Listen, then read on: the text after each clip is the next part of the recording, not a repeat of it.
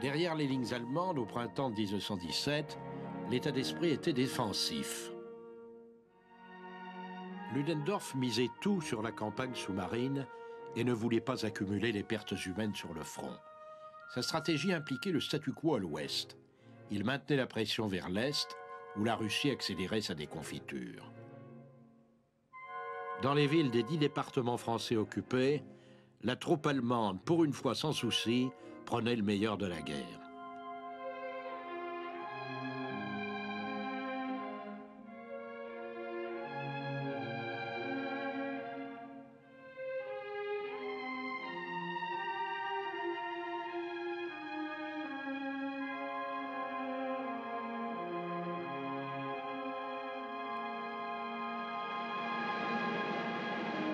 Le plan Albéric, qui portait le nom du nain ravageur des Nibelungen, avait été conçu à l'ouest par Hindenburg et par Ludendorff et approuvé par le Kaiser.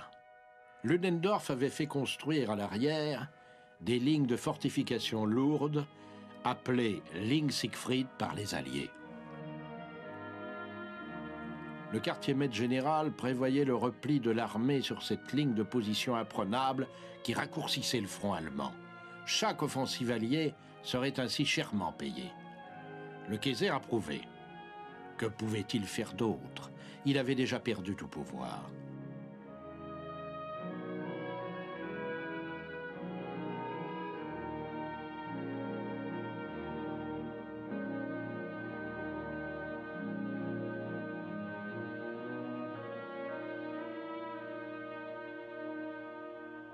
Le dispositif de retrait impliquait la destruction du saillant entre Arras et Soissons. Le rétrécissement économisait au grand quartier général 8 divisions. Des réserves supplémentaires étaient ainsi dégagées pour l'offensive.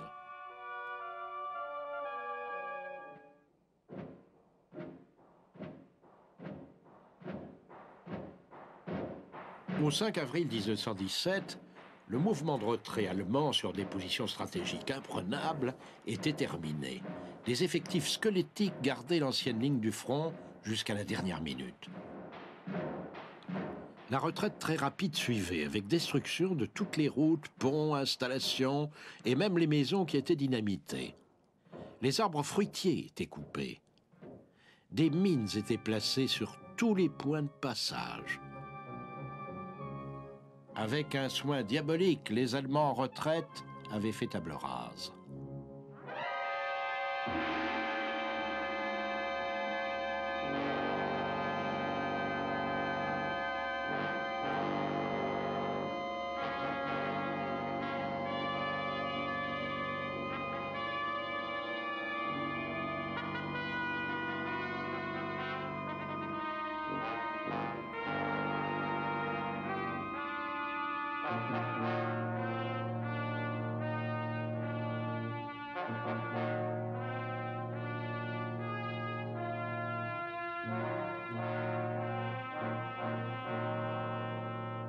Sur le front de l'Est, les Allemands se gardaient d'attaquer, laissant le front russe s'autodétruire. Ils craignaient, par une attitude menaçante, de susciter chez l'adversaire une réaction patriotique. À l'automne 1917, juste avant la Révolution d'octobre, l'état-major allemand avait réussi plusieurs opérations de débarquement dans les îles du golfe de Riga.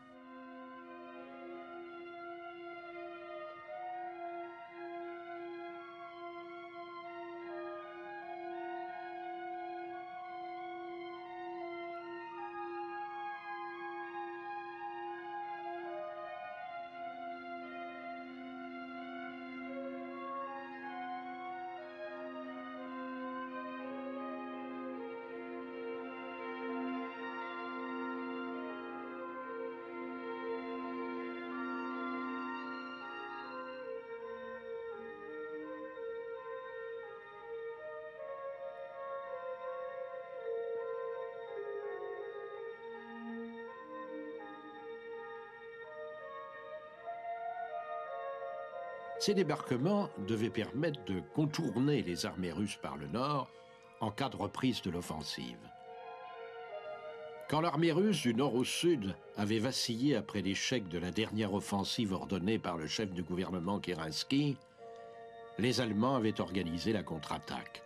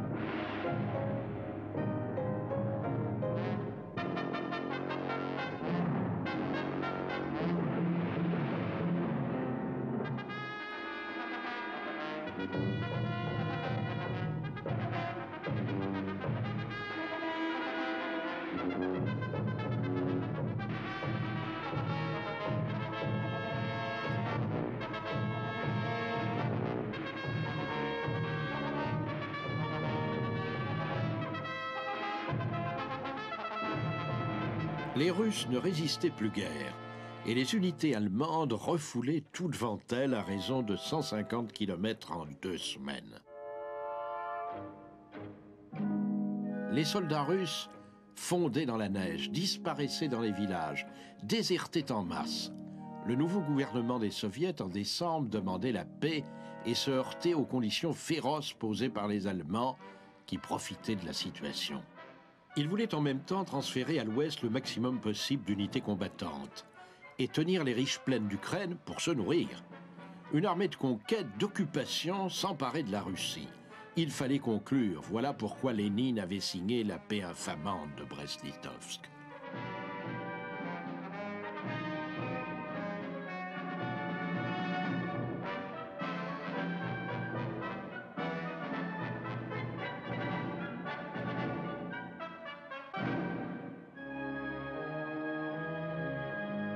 Victoire à l'Est, désengagement à l'Ouest, la stratégie allemande n'était pas gratuite. 1 million de pertes humaines en 1917. Le pari le plus important de l'état-major était perdu, les sous-marins commençaient à se faire dépister par les convois alliés. Les Allemands n'avaient plus les moyens de s'opposer à l'arrivée en force de 2 millions d'Américains qui se préparaient à débarquer en vagues successives en France. Les Allemands, au nom du Kaiser et de la patrie, seraient conviés à de nouveaux sacrifices par le grand état-major. Notre situation, disait un rapport du quartier-maître général Ludendorff, exige que nous frappions dès que possible, avant que les Américains ne jettent des forces importantes dans le conflit.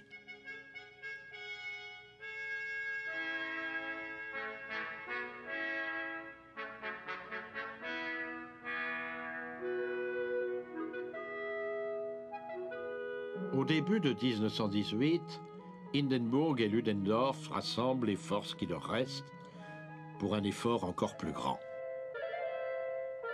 Ils lèvent les vieux et les inaptes, les trop jeunes aussi, et les enrôlent dans l'armée.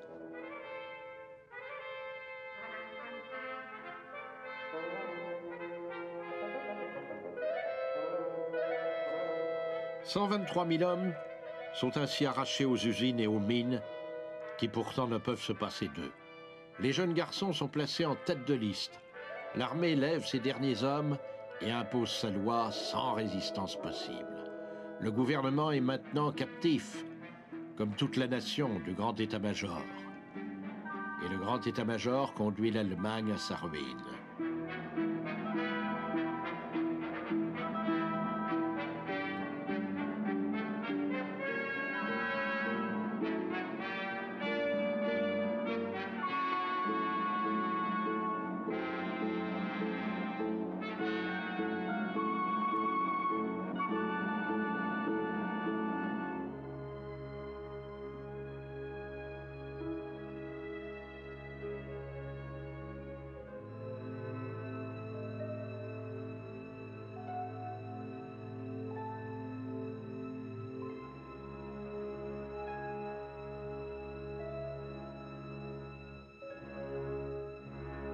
Le quartier-maître général Ludendorff n'a pas terminé la série de ses paris. Il mise sur une dernière offensive à l'ouest.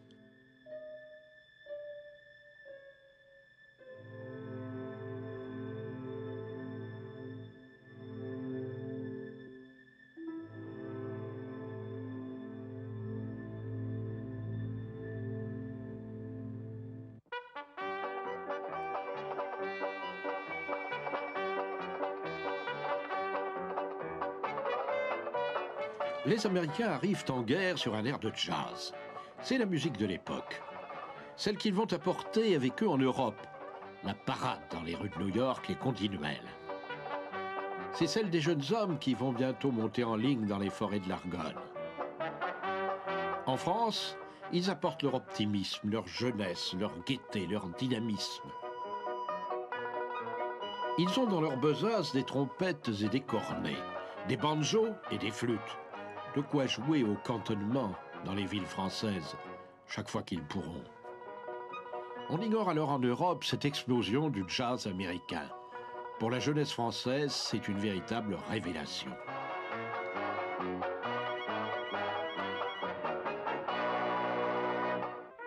Quelques volontaires pris dans la masse. George Seaman donnait des leçons de tango dans une station du New Jersey.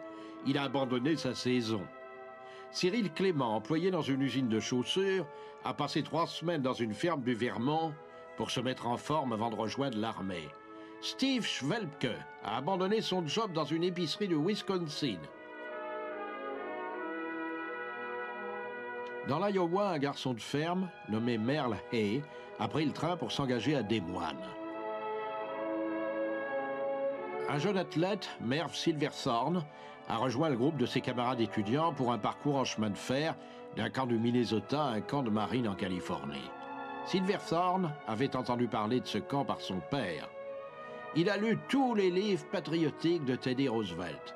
J'étais élevé, dira-t-il plus tard, dans une atmosphère de patriotisme. Je regardais devant moi, droit devant moi, pour courir l'aventure au-delà des mers, droit devant moi.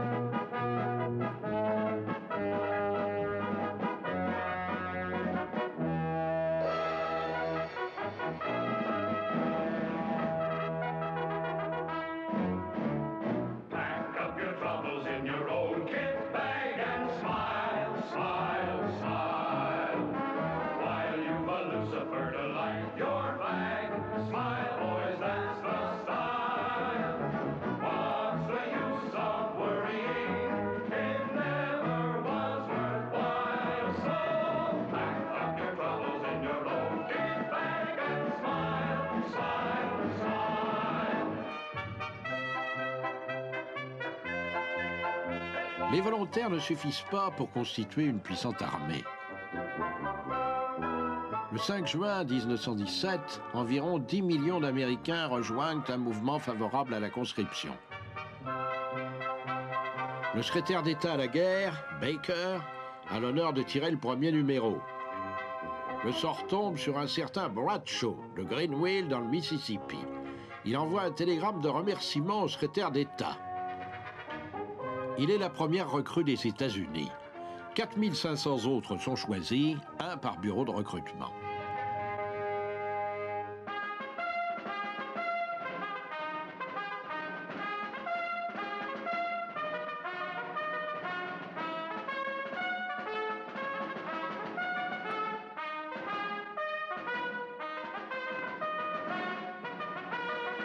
Le corps expéditionnaire réunit ses premières victimes sur un sol rasé dans des baraques tristes. Sur le papier, l'armée compte 3 millions d'hommes. Faute de fusils et de soldats, on doit se borner dans l'immédiat à 500 ou 600 000 hommes. Ils combattront avec des armes prêtées par les Alliés qu'ils apprendront à manier sur les champs de bataille. Mais tout de suite, on leur apprend la self-défense avec le boxeur Johnny Kilban.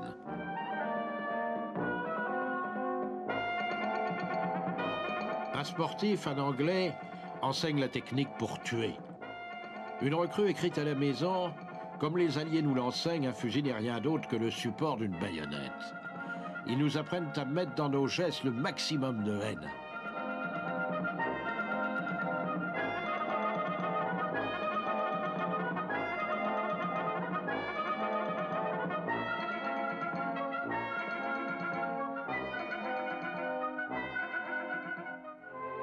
Une armée, ça se fabrique. À la demande pressante des Alliés, les premiers grands contingents sont rassemblés en juin 1917. Ils ont gagné les navires de transport hâtivement rassemblés. Le secrétaire d'État est obligé d'annoncer que les épouses ne sont pas autorisées à partir en guerre avec leurs maris qui ont entre 21 et 31 ans. Pour les soldats, l'ennemi s'appelle Fritzi, l'empereur d'Allemagne, Kaiser Bill. Ils chantent en partant toutes les chansons qu'ils peuvent avoir dans leur répertoire de jeunes Américains.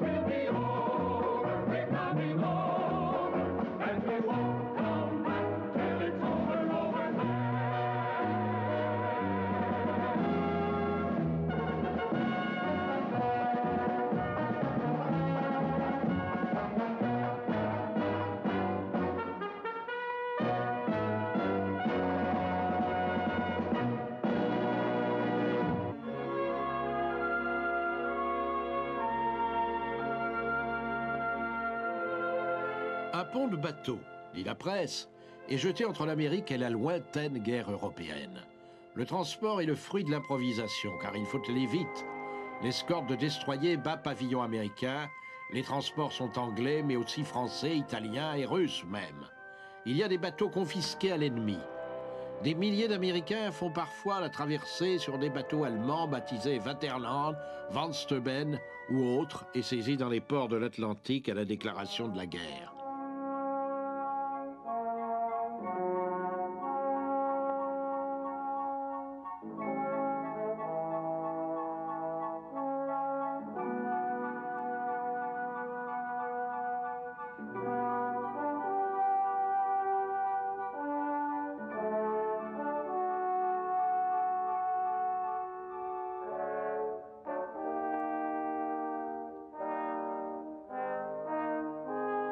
L'aventure commence en mer. Chaque transport est une cible potentielle. L'Atlantique bouillonne de dangers cachés. Les vigiles traquent les sous-marins à la jumelle. À chaque voyage sonnent les alarmes, généralement fausses, parfois trop réelles. Mais les escorteurs font bien leur travail. 2 millions d'Américains passeront l'océan sans anicroche. On compte seulement 71 victimes de l'action ennemie.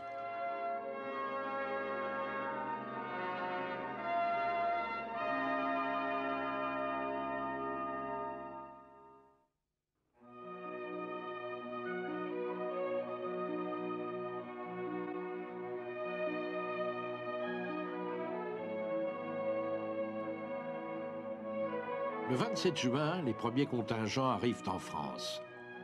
Le général Pershing, leur commandant en chef, les accueille en personne. Il est en France depuis un mois, préparant le débarquement de ses troupes. Les premiers contacts sont décevants. Pas de drapeau, Pas de banderoles tendues par des soldats français ou par la population civile. Pas de comité de réception. Que font donc les Français? En fait, la nouvelle du débarquement américain a été tenue strictement secrète. Alors, les gens découvrent les nouveaux alliés au dernier moment et les municipalités sont prises de court.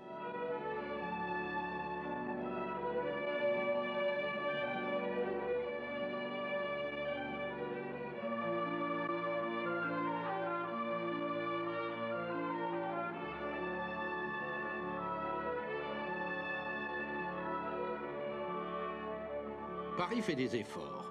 L'Independence Day, ce 4 juillet 1917, est fêté des deux côtés de l'océan. Les enfants de l'Europe sont de retour, on les accueille comme tels. Un colonel de l'état-major de Pershing invente la formule « Lafayette, nous voici ». Éreintée par 3 ans de guerre, la capitale de la France reprend vie. Une Parisienne note ce jour-là dans son journal que les Américains sont frais et roses comme des chérubins.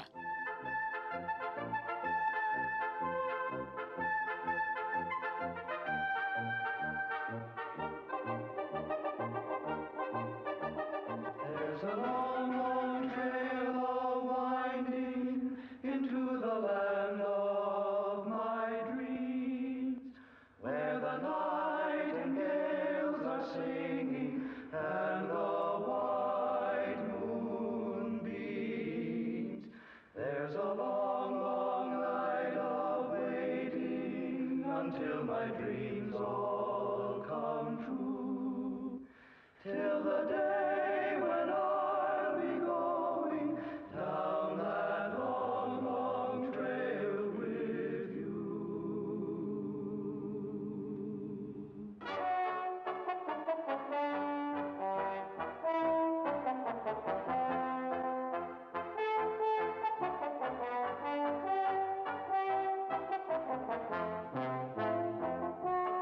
Ils s'appellent eux-mêmes les Duke Boys, mais la presse les appelle Sammy, diminutif de l'oncle Sam. Ce surnom ne leur plaît pas du tout. Quand ils prennent le train, ils grimpent dans les wagons à bestiaux en les appelant Duke Boy Pullman. Ils sont loin d'être prêts pour le combat, les Duke Boys. Ils sont une présence pas encore armée. Mais la présence se fait sentir avec un ton de bravade et même de fanfaronnade donné par le colonel Douglas MacArthur qui a 37 ans. Il sert à l'état-major de la division Rainbow qu'il commandera plus tard. Pour Pershing, c'est le meilleur chef que nous ayons. Un autre officier, le capitaine George Marshall, est recruté par Pershing pour tous les problèmes d'intendance, de logistique, d'un corps expéditionnaire énorme. À la 2e division, la moitié des conscrits viennent de l'armée et l'autre de la marine, comme Silver Thorne que l'on voit ici, ou le caporal Schwepke qui vient du Wisconsin. Dans la 1re division, on retrouve C. Clement et Merle Hay de l'Iowa et George Seaman, l'ancien professeur de tango. D'autres divisions arrivent en France, la 26e, la 41e, des forces toutes fraîches que les généraux alliés voudraient bien incorporer aussitôt dans leurs unités, jusqu'au dernier homme. Mais Pershing insiste pour les garder intacts, loin de l'emprise des alliés. Il craint que les instructeurs alliés n'enseignent la prudence et le défaitisme. Pershing veut entraîner lui-même ses hommes dans un esprit d'indépendance. Il veut bien coopérer, mais pas fusionner. Les Américains doivent combattre sous leur drapeau, dit-il.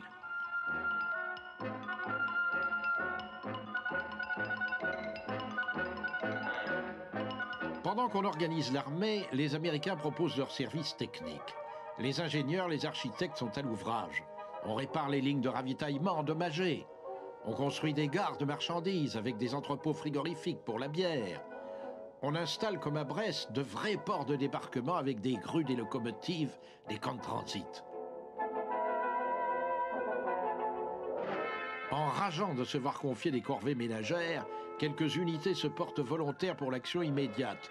Parmi les premières, le 15e régiment d'infanterie entièrement composé de noirs. Ils chantent comme les poilus la Madelon. Viens nous servir à boire, sur la tonnelle, on frôle le sang, je prends, et chacun lui raconte une histoire à sa façon. La Madelon pour nous n'est pas sévère, quand on lui prend la taille le menton, et la vie, c'est tout ma casse faire. Madelon, Madelon, Madelon. À la fin de 1917, d'autres unités américaines font de brefs séjours dans les tranchées, dans un bon secteur, comme on dit, où les ennemis, très provisoirement, ne cherchent pas à s'entretuer. Il s'agit de les familiariser avec le front.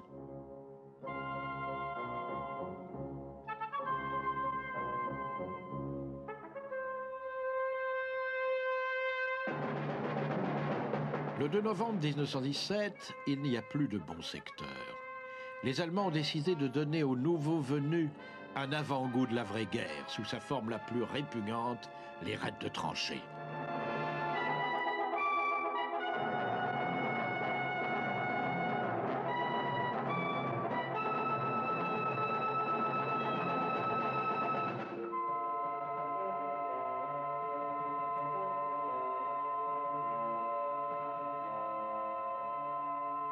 Sinistre baptême. Au premier raid allemand, 3 Américains sont tués. Les Français les enterrent avec les honneurs. Ils sont les premiers à tomber. L'un d'entre eux est Merle Hay, un jeune homme venu de l'Iowa. Sur sa tombe, on fait l'éloge de son sacrifice. Quand les Américains volent sur le front de l'Ouest en 1918, l'aviation de guerre a déjà une longue histoire. 3 semaines après l'invasion de la Belgique par les Allemands, en août 1914, l'avion n'était déjà plus seulement un engin de reconnaissance. Les biplans étaient équipés de mitrailleuses servies par des observateurs. On lâchait du bord des bombes, des obus, des flèches d'acier, des grenades à main.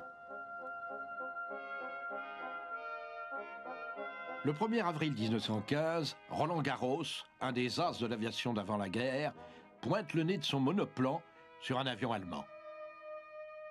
Le pilote ennemi n'en revient pas. Les balles passent à travers l'hélice en action sans la toucher. En 2 semaines, Garros abat grâce à cette invention géniale 5 avions ennemis coup sur coup. Les Allemands sont totalement surpris.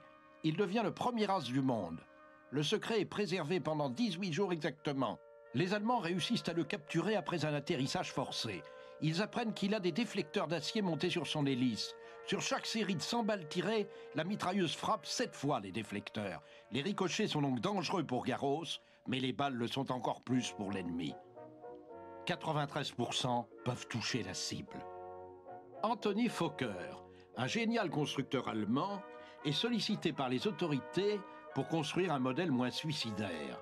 Il invente un procédé qui permet d'interrompre le tir le temps exact du passage de l'hélice. L'état-major allemand prend l'exclusivité du procédé.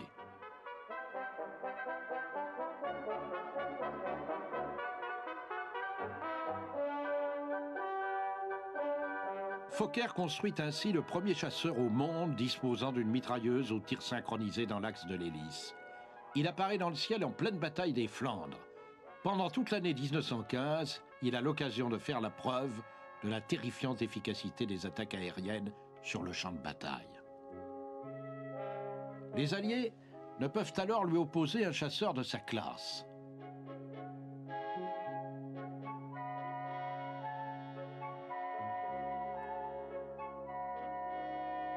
Le Fokker à croix noire de Max Emmermann est bientôt célèbre sur la ligne du front. Le pilote inaugure une tactique nouvelle appelée Tour. Son score est de 15 avions abattus. Mais il est abattu lui-même en juin 1916. Son compagnon d'escadrille s'appelait Oswald Belke, un superbe pilote plein d'astuces. Il comprend que la maîtrise du ciel ne peut être acquise par des chasseurs isolés, mais par des formations disciplinées de combattants. Les Alliés feront leur profit de sa tactique.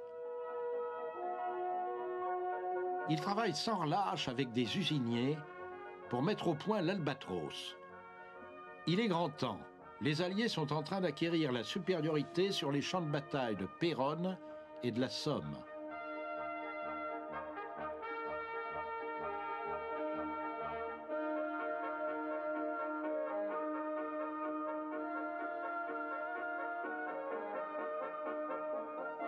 Vers le mois d'août 1916, Belke dispose de sa propre escadrille d'élite de pilotes d'Albatros. Mais en octobre, le vainqueur de 40 combats aériens rapprochés meurt dans une collision avec un de ses compagnons.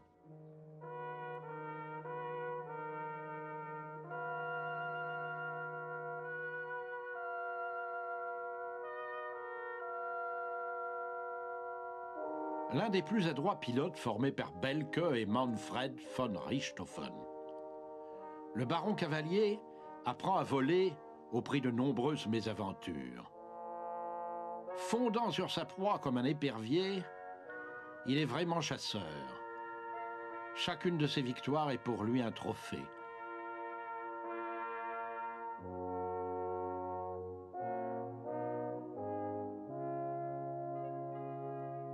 À 24 ans, Richthofen est le héros adoré des Allemands, l'as des as. Agréable, beau garçon, idole des filles, mais solitaire. Il écrit à sa maman 3 fois par semaine et passe ses loisirs à chasser le sanglier. Richthofen n'est pas un chasseur solitaire. Il a son cirque volant, 80 pilotes d'élite au triplan peint en rouge. Il change souvent d'avion comme le chasseur change de fusil. Le 21 avril 1917, il compte ses victoires. 80 victoires. Aucun as de cette guerre ne fera mieux. C'est le baron Manfred von Richthofen.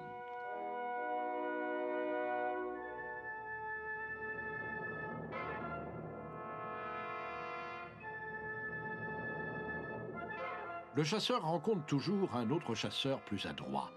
Le chevalier rouge d'Allemagne encaisse une balle dans la poitrine. Vient-elle des airs ou des tranchées? On ne sait. C'est la mort du héros. Il est enterré par les Britanniques avec les honneurs militaires.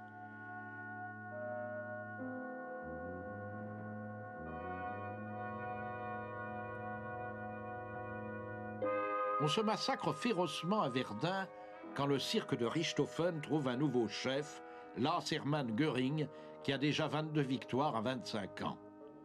Cet ancien officier d'infanterie avait de l'arthrite et le goût de la bonne chair. Il avait choisi de voler. Les aviateurs pouvaient être indulgents à ce travers.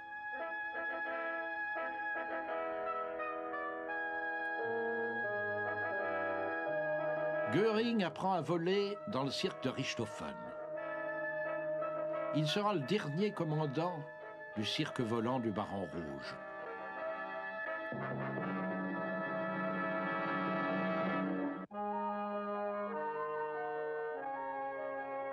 Le Royal Naval Air Service met d'abord ses appareils au service de la flotte anglaise et combat au-dessus de la mer. Il ne sera engagé sur terre que beaucoup plus tard, aux côtés du Royal Flying Corps. En 1915 et 1916, il attaque les éplins au sol à la bombe. Il participe aussi à la guerre anti-sous-marine et repère les submersibles pour le compte des bateaux de surface. Les bombardiers s'acharnent sur les abris de Zeppelin. Les Britanniques ont inventé le porte-avions. Très tôt, en 1915, la Navy dispose d'un bateau équipé d'un pont, l'Ark Royal à Gallipoli. Un casse-cou de l'aéronaval attache la première torpille à un aéroplane. Il coule ainsi un bateau turc.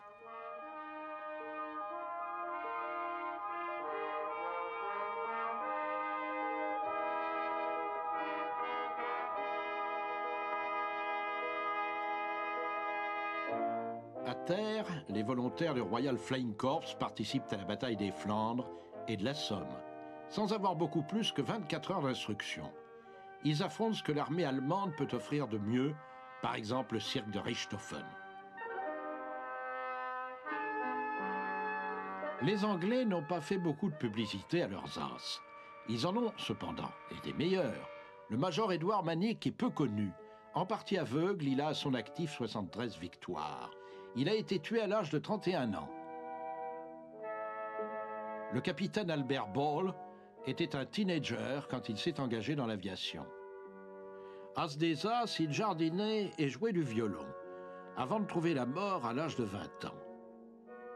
Le Canadien Billy Bishop était aussi sauvage que Ball, aussi adroit que Manick. Il réussit à sortir de la guerre indemne avec 72 victoires.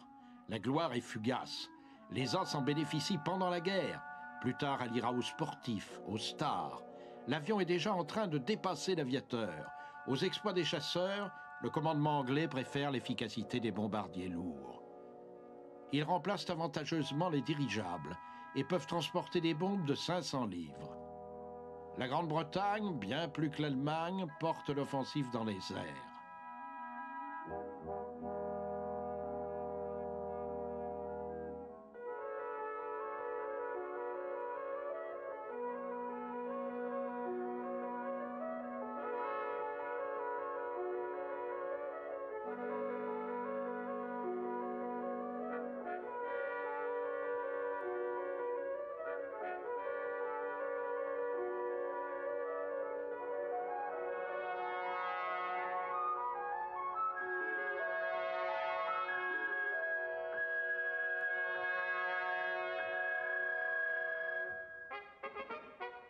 Les Français utilisent beaucoup l'avion dans la bataille de Verdun. Il leur sert à la fois pour l'observation d'artillerie et pour l'attaque au sol. Leur entraînement est méticuleux. Ils apprennent à piloter les deux meilleurs avions de la guerre, le bébé Newport et le Spad.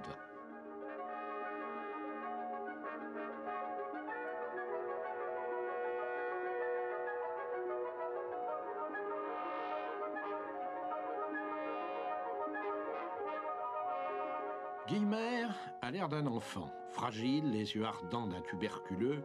Il vit à 21 ans comme s'il était né pour balayer les cieux de tous leurs démons. Abattu lui-même à 7 reprises, il devait détruire 54 avions allemands. Le public l'adorait et le commandement lui demanda de cesser de voler pour ne pas courir le risque d'être abattu. Il refusa. Le 11 septembre 1917, il disparaissait dans un nuage. Les petits-enfants des écoles disaient que Georges Guillemer avait volé si haut qu'il n'avait jamais pu redescendre. René Fonck, classe aux 75 victoires, était un homme méticuleux qui ne laissait rien au hasard et n'avait jamais eu de pépin. « Je place mes balles dans la cible », disait-il avec simplicité, comme si je visais à la main. Charles Ningesser avait de la chance. Il accumulait les victoires entre 2 séjours à l'hôpital et 2 dégagements dans Paris. Ningesser, l'idole des foules aux 45 victoires, portait une mâchoire artificielle.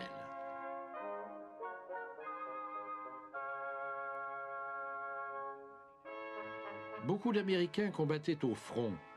Ils s'étaient engagés dans la Légion étrangère et attendaient la formation d'une escadrille purement américaine. Ils accoururent dès qu'ils surent que les avions étaient prêts. C'était l'escadrille Lafayette.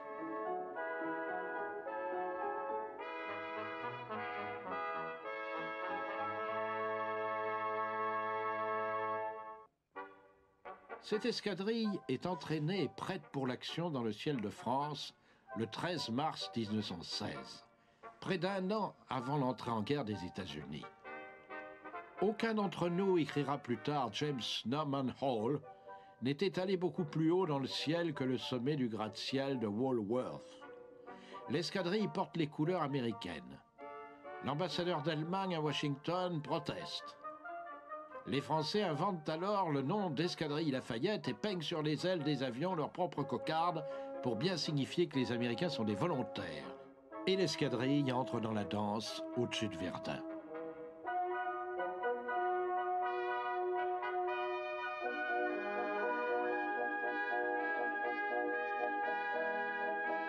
Première victoire, Rockwell, de Caroline du Sud.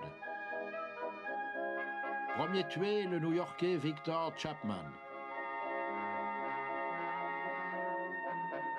Premier as, Raoul Lovebarré, 30 ans, citoyen américain d'origine française. Les exploits de ces hommes ne tardent pas à fournir un thème de choix aux reporters de la presse américaine. Leur épopée devient vite une légende.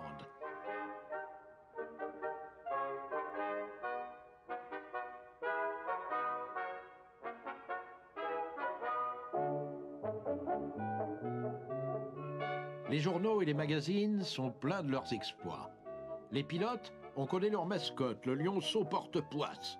On sait qu'ils boivent au bar de l'escadrille des whisky soda, une boisson qui devient à la mode. Ils seraient parfaitement heureux, les pilotes de l'escadrille Lafayette, si leur espérance de vie n'était pas de 3 semaines au combat. Cette statistique géniarde ne les empêchait pas de vivre et de s'amuser, loin de la boue des tranchées. Ils avaient l'avantage immense de pouvoir aimer, dîner et boire dans des endroits décents avant de marcher à la mort.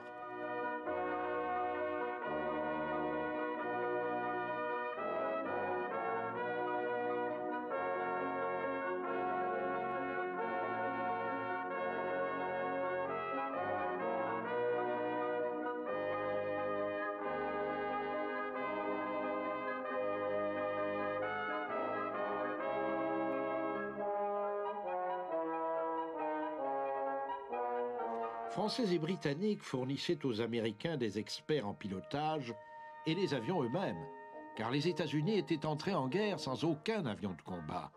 La France fournissait les Newport et les Spad aux As américains. Les usines et les ateliers français devaient en envoyer 3600 en ligne pour la seule année 1918.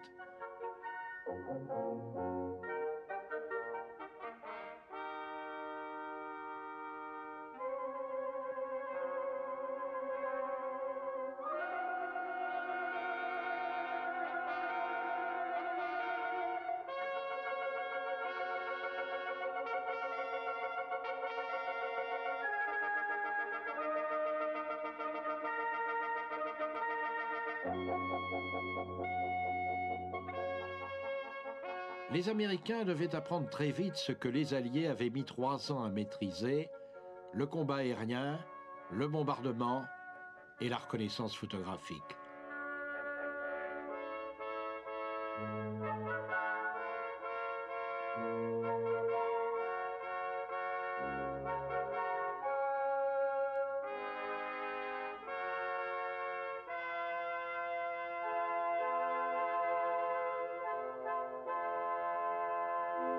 Eddie Rickenbacker, un des As américains les mieux pourvus en victoire, est un conducteur de car de 27 ans. Il abat au combat 26 avions allemands. Mais il est convaincu que les beaux jours des chasseurs sont passés. Frank Luke est une sorte de Billy the Kid en uniforme. Indiscipliné, lunatique, il abat 21 avions allemands avec une grande désinvolture et un mépris affiché des balles de mitrailleuse. Il adore incendier les ballons, ce qui est un exercice périlleux.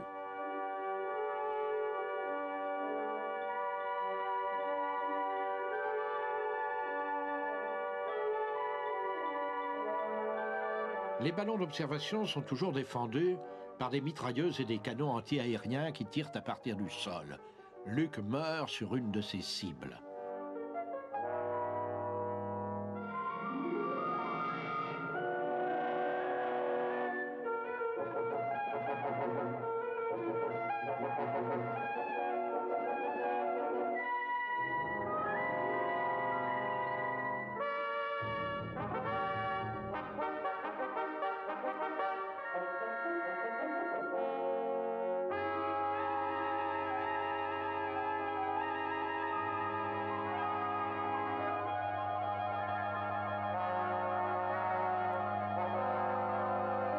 Le ciel est plein de casse-cou, mais les plus célèbres d'entre eux se sont illustrés dans les combats individuels. Et quelques-uns ont raconté cette vraie bataille de chiens dans le ciel. Pour Raoul Lufbery, qui a eu la chance de survivre, ces combats sont atroces. Et pourtant, il les mène avec le plus grand sang-froid. Je n'ai pas, dit-il, le moindre état d'âme. Je tire sur mon adversaire. On tourne l'un au-dessus de l'autre. On tire tout le temps. Tout d'un coup, son engin devient tout blanc. Il tombe comme un mégot de cigarette allumé.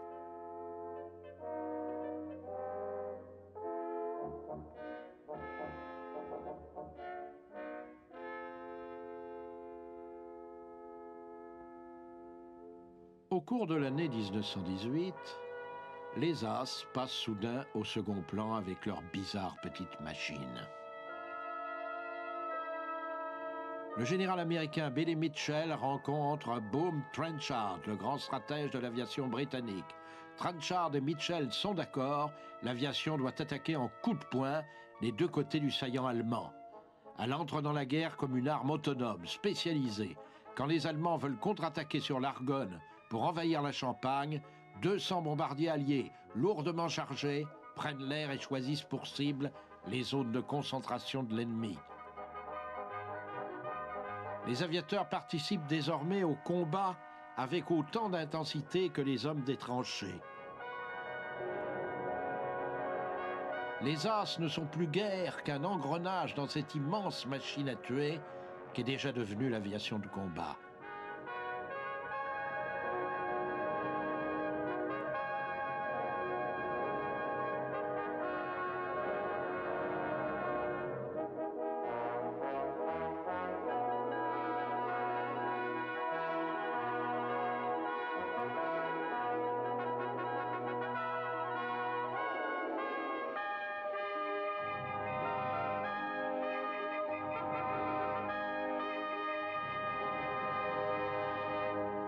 Bill Thaw est un Américain de Pittsburgh qui s'est engagé volontaire dans l'infanterie française en 1914. Il est devenu l'âme de l'escadrille Lafayette. Il est le dernier à avoir quitté ce groupe. Il a reçu sa décoration comme Eddie Rickenbacker des mains de Mitchell. Un as, Raoul Lufbery, n'a pu être décoré, et pour cause. Le 19 mai 1918, son Newport a pris l'air pour chasser les albatros. L'engin de Luft s'est soudain mis à brûler avec des flammes immenses. Les avions qui surgissaient du haut du ciel ont alors aperçu Luft, le héros, émergeant du nuage de fumée. Il a sauté au sol. Sauté. Pour ne pas mourir brûlé. Ses amis lui ont fait les funérailles des aviateurs. Ils ont lancé des fleurs du haut des airs. Ils ne le savaient pas encore, mais ils marquaient ainsi la fin d'une époque, celle des vieilles tiges de la guerre de 14. On ne verrait plus jamais ces hommes-là. Ils avaient disparu dans le ciel.